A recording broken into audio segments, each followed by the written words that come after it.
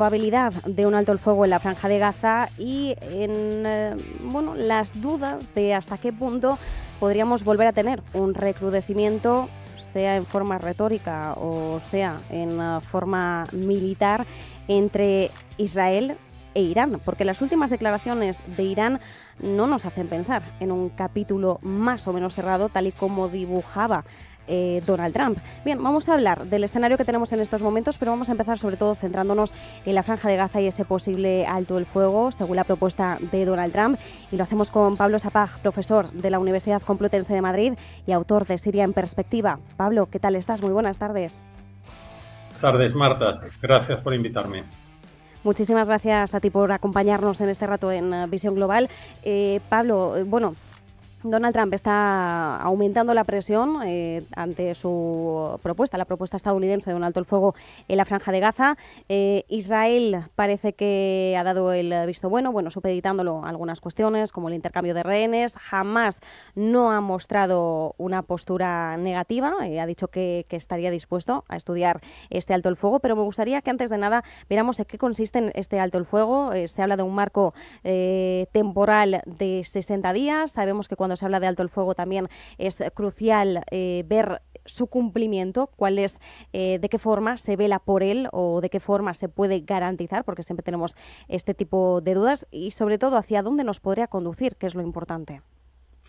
Así es, Marta. Faltan por conocer muchísimos detalles de esa propuesta de alto el fuego que está haciendo Estados Unidos en un momento en el que, la situación exige que se produzca ese alto el fuego, no solamente desde el punto de vista del enfrentamiento directo entre Hamás e Israel, sino desde el punto de vista de toda la situación en la región, que ha cambiado enormemente en los últimos meses.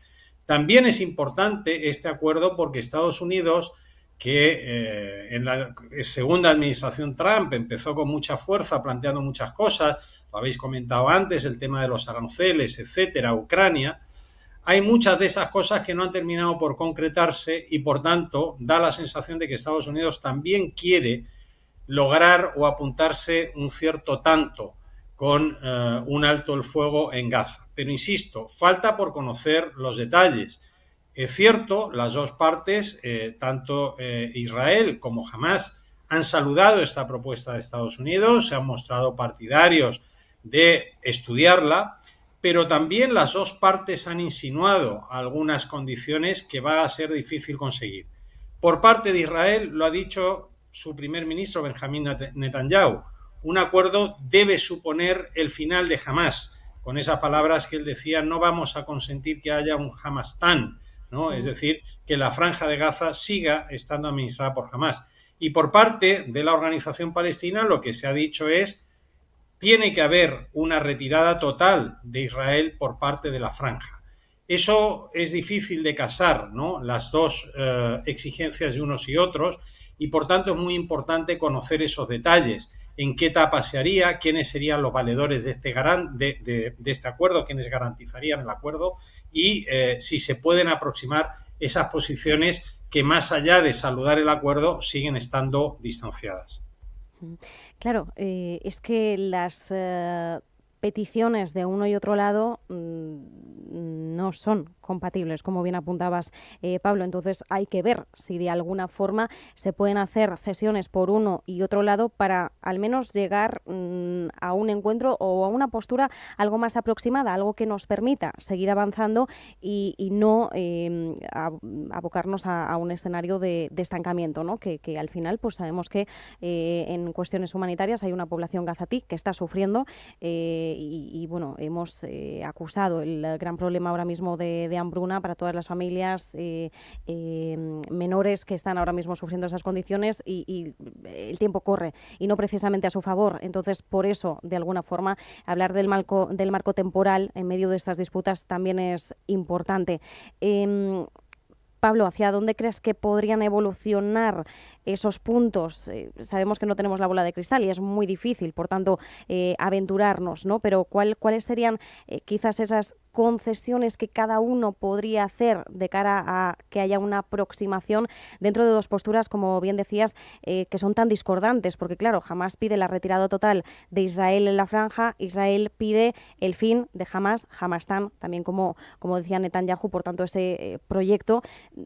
¿Cuál sería el plan más viable? No sé si ahí Estados Unidos como mediador podría optar por una solución que no velara ni por uno ni por otro, sino que propusiera una tercera solución fuera de estas dos partes.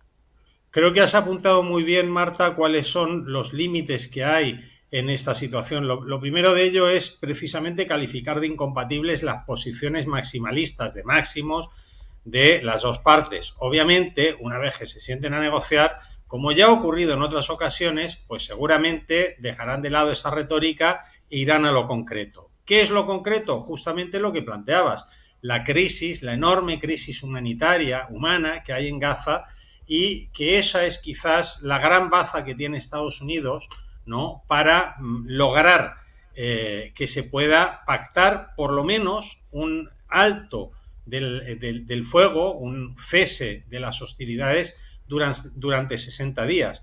Creo que eso juega a favor de Estados Unidos plantearlo así, en un término acotado, es decir, no plantearse una solución definitiva para Gaza ahora, porque es precisamente lo que están planteando los gazatíes. Cuando a los gazatíes se les ha preguntado qué les parece este alto el fuego posible de 60 días, lo saludan precisamente desde la perspectiva humanitaria. No se plantean cuestiones de máximos, ni se plantean la construcción de un Estado palestino, etcétera. Se plantean sencillamente poder al menos recomponer algo, en una parte mínima, sus vidas y recobrar fuerzas después de esta enorme tragedia que se viene viviendo desde, recordemos, octubre del año 2023. Por tanto, creo que la clave va a estar en la pericia con la que Estados Unidos no caiga en el juego retórico de las partes, se mantenga en un acuerdo acotado a esos 60 días y a la cuestión humanitaria, y una vez que Estados Unidos, acote su papel mediador a eso, va a ser más fácil que las partes, puedan centrarse también en buscar esa solución y dejarse de plantear estas cuestiones maximalistas que evidentemente terminarían por torpedear cualquier acuerdo. Hay que recordar además que Estados Unidos en esto no está solo, cuenta con aliados, regionales que están, participando en esa negociación, y me refiero concretamente a Egipto y a Qatar, ¿no?, que además pues son estados distintos, con proyecciones distintas en la región, y eso le da cierta, garantía de imparcialidad o al menos de cierto equilibrio a la propuesta estadounidense, para que no parezca que todo va en favor de Israel. Creo entonces que la clave está en no sacarlo del marco temporal de los 60 días, en no sacarlo de la cuestión humanitaria, y sobre todo pues que Estados Unidos lo plantee en esos términos y no como una solución definitiva para Gaza, como se ha llegado a hablar en otras ocasiones. Por cierto, sin alejarnos mucho de la región, pero cambiando el foco, quería preguntarte por Irán, por la cuestión nuclear, porque hoy ha habido dos noticias relevantes. Bueno, por un lado, unas declaraciones en las que se decía que, Irán, si lo considera necesario, podría enriquecer uranio al 90%. Insistía en que la línea roja se traza en la bomba nuclear. No era una amenaza de desarrollar una bomba nuclear, pero sí nosotros vamos a hacer lo que consideremos si lo creemos necesario, de alguna forma pues plantándole cara a Trump y a su petición de enriquecimiento cero. Y por otro lado, una noticia que quería preguntarte sobre todo, Pablo, por cuál es la implicación real, que es la suspensión por parte de Irán en la cooperación con el Organismo Internacional de la Energía Atómica.